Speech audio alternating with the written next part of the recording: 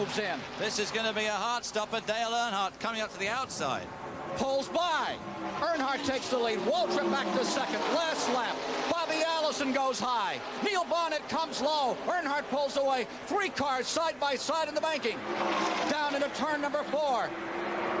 Earnhardt with tremendous power. Look at that precision driving right to the line. Here comes Bonnet trying to close Checker's line. Earnhardt will win it. Dale Earnhardt in the Osterlund car. Rod Osterlund's automobile has won the Clash of 1980. How about it, Hobbs? An absolutely perfectly judged race. You can say no more. I mean, everybody was in there with an equal chance, and Dale Earnhardt really judged that to an absolute nicety. Up down the straight, but try and whistle by at the end, and you've got to stay back a little bit first to do that. So it all comes down to this, and here comes Baker. Number 28, Baker goes up on the high side. Yarborough goes down the inside. Here's Baker just moving into it for third. Here they come for the finish. It's car number 11. Photo finish camera is ready on the inside, Bonnet on the outside. Down they come to the line. 5 cars battling at the finish. Allison is in there. At the stripe, it's going to be number 21, Neil Bonnet. Let's look at that incredible finish another time. 5 cars. There's Junior Johnson, not too happy, losing by 3 feet. Look at this finish. 5 cars, less than half second apart. Neil Bonnet for first. At the line, it is Cale second. Baker crossing in third. Darrell Waltrip on the inside in fourth. Bobby Allison finishes in fifth. And there from the other angle, you see just how close it was between first and second. Neil Bonnet climbing out in victory lane. Put his foot on the floor and drove away. Remember Donnie Allison 1 year ago on that incredible finish? What will happen tomorrow? Well, you'll see it all live and complete here on CBS. Allison in this 125-miler draws a bead on the checkered flag as he storms out of turn number 4 at over 190 miles per hour. Richard Petty makes up just a little bit of that gap coming off turn 4 here up to the finish line, but it's too late. Donnie Allison's got the race wrapped up. The question here is, was Allison playing cat and mouse with Richard Petty? We'll know the answer on that tomorrow. Allison first, Richard Petty finishing in second, John Anderson crossing the stripe in third. Young Joe Milliken was fourth, and Harry Gant finished in 5th position. And it's just a tough thing to decide where you're going to make your move. Less than 3 laps to go for Buddy Baker with a 13-second advantage, tagging along, hitchhiking. There is Dave Marcus. A blown engine going down into turn number 1. 1 car smoldering, drops on the inside. The yellow is coming out. How about that? Oh my goodness me, you just can't beat NASCAR racing, can you? 2 laps to go, 13-second lead, and bang. There will be the Alabama gang of Allison and Bonnet right with him as they go across the line. This may be it to the end of the race. We'll wait and see. It still could be a new record even under caution. In fact, it will be. Yeah, because he'll race back to the line, so they'll only have 1 lap to go. A blown engine going into turn number 1. Oh, and Neil Bonnet smoking badly coming off turn 4. It looks like his engine's about to go. Here's Bonnet coming to the tri-oval, slowing down. Now he wants... This could be a blessing for him if he can keep running at all. Absolutely. The engine is off. He has shut the engine off. It's gone. Bonnet just coasting around here at the end of the race. Well, what a situation this is. Where's Dale Earnhardt? Nowhere. He can't. The white flag is out. White flag is out on the field. They are under caution. Baker is streaking around to win this race, and even under caution, it will be the fastest race in history. Here he is coming out of turn number 4, and after all those years of effort, all those heartbreaks, the 1980 Daytona 500 waving like mad as he crosses the line. Buddy Baker has done it, but not without a heart stopper just at the finish as the caution came out. Buddy Baker has pulled it off. 200 laps completed, waiting for the time. Even under caution, they will have shattered, smashed every record there was to be had. Directly across us on the start-finish line, the Rainier Racing crew, ecstatic over their win.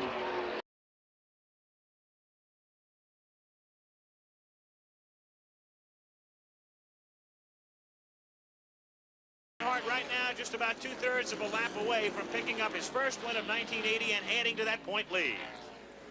Dale Earnhardt, a very talented young man indeed. To win the Rookie of the Year last year and to come in and start this season with such tremendous success is impressive. It must confirm all the fears that the established drivers had last year when they saw him, because at that time they thought this one is going to be a good one. And the checkered flag for the 28-year-old Earnhardt out of Kannapolis, North Carolina, winning the Atlanta 500. Rusty Wallace, a big star on the USAC Star Car Trail, makes his NASCAR debut by finishing second. A most impressive showing. And the veteran from Hueytown, Alabama, in car number 15, Bobby Allison, winding up third.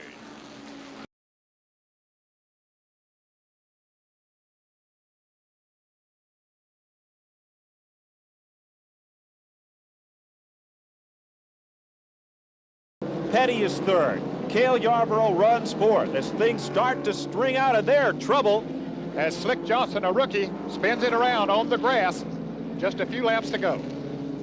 Johnson gets his car in gear and back out onto the racetrack. Off the grass, kaplunk, off the curbing. That'll put debris on the racetrack, and caution is out once again. Along with the caution, there's the white flag. They will finish under caution. And from here, Darrell Waltrip can coast home to his third career victory at the tight, tough Martinsville Speedway. We'll be back with Ned Jarrett in victory lane in a moment. 400 feet of runway for Earnhardt to work the draft. A slow car ahead. Buddy Erickson is in the low groove. Earnhardt cannot move down and slingshot on the inside. He looks. Not enough room. Baker holds him off, forms the box around Erickson, and Earnhardt has to rethink his strategy. That was the primary passing point. Here they come, pounding out of turn 4. The fans are on their feet. Last climb by and into the tricky travel. Earnhardt baits high and goes low, right to the bottom of the racetrack, onto the track apron. Earnhardt draws closer, ever closer, but Baker will win the race by 3 feet. Son Brandon can't believe how close the finish was, as Buddy Baker has defeated Dale Earnhardt by just about the length of a fender. Here's David Pearson in the number 1 car, coming across to take the 3rd position. Pearson was the pole sitter that fell out of the draft after the final pit stop. A jubilant Buddy Baker heads his Oldsmobile for pit road and victory lane.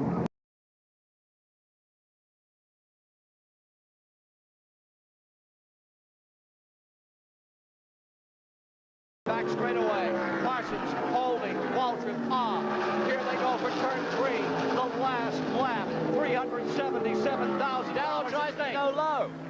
Waltrip is finding the inside. He pulls up. He's inching along. They're into lap cars. Waltrip goes back to the outside. Parsons is blocking him at the line. Benny Parsons does it. Benny Parsons has upset the odds makers today. They said he couldn't do it. Parsons just pulled it off. Waltrip settling for second. Listen to this crowd. All day they've waited through the rainstorms. One of the slowest 600s, but one of the most dramatic.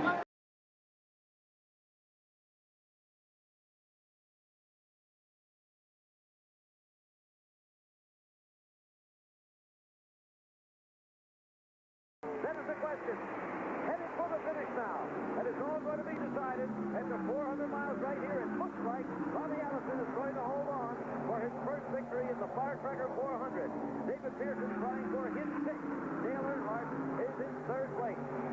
Allison has led over a third of the race, and now he seems to be leading the vital part of it. Yes, he does. Still in traffic as they head for the finish line. Here comes Bobby Allison taking the checkered flag and victory.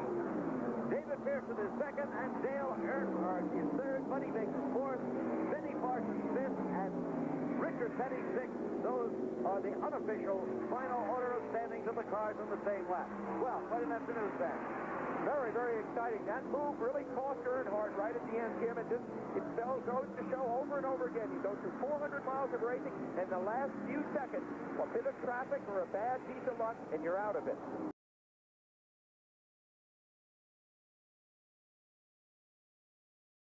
He does as they go into turn 3.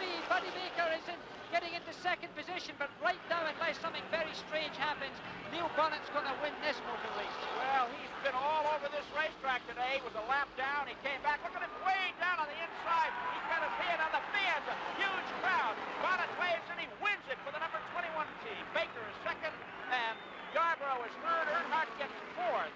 What a race, Jack. Well, certainly a spectacular race, an unconventional race, and the man that we're looking at right now couldn't be more unconventional than he was today in his driving habits. And so Neil Bonnet, who fell a lap down early in the race after making 2 unscheduled pit stops, had to pass everyone twice to win the Pocono 500.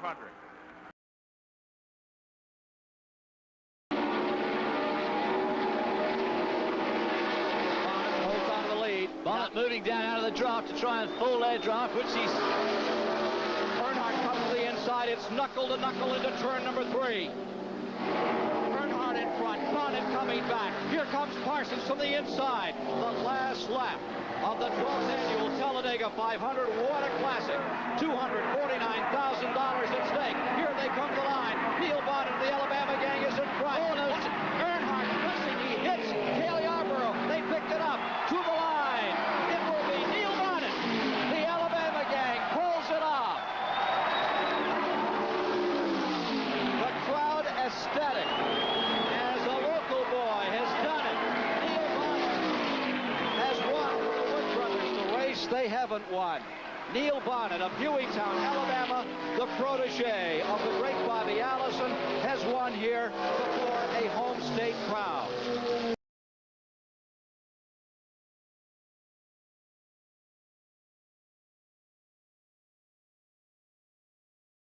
Stock car approach of hanging back until the last lap and then slipstreaming by, that just doesn't apply here. The slipstream, the drafting doesn't work. These guys are going for it right now. Into turn, and now they're on the wall.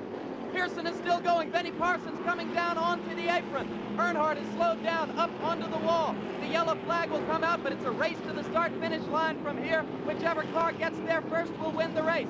Pearson is still running in car number 1, but he's slowing down. Forget about Bonnet on the left of the screen. He's a lap behind. The question is whether David Pearson can get there first. Out of the car behind him, Terry Labonte, 44. Oh, Labonte. I think it was Labonte to you. I can't tell.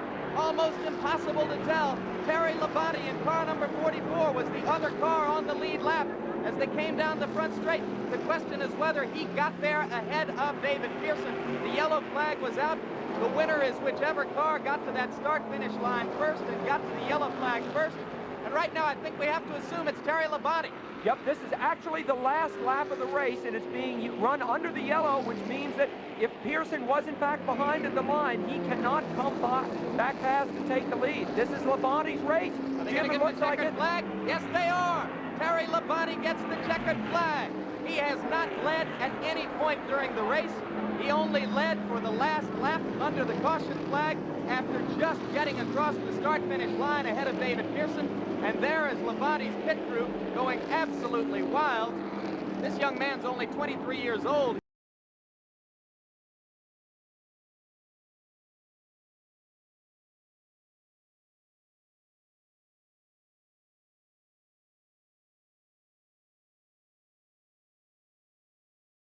But here is the battle. Baker sets himself up in Yarborough's draft.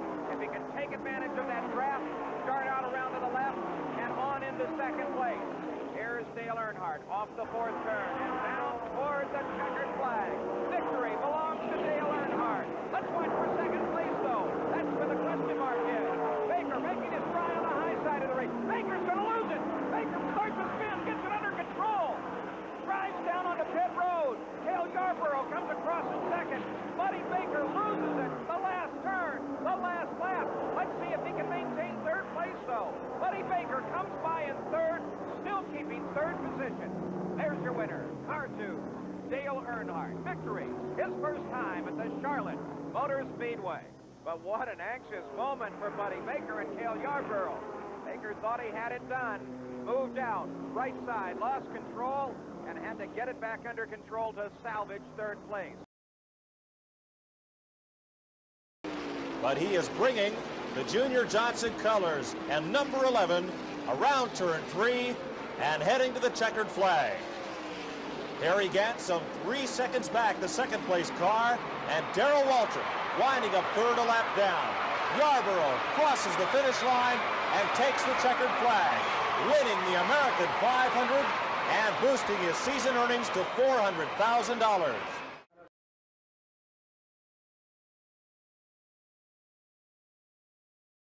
There's your battle for second place. Cale Yarborough, Neil Bonnet, number 11 and 21 respectively. And there we are.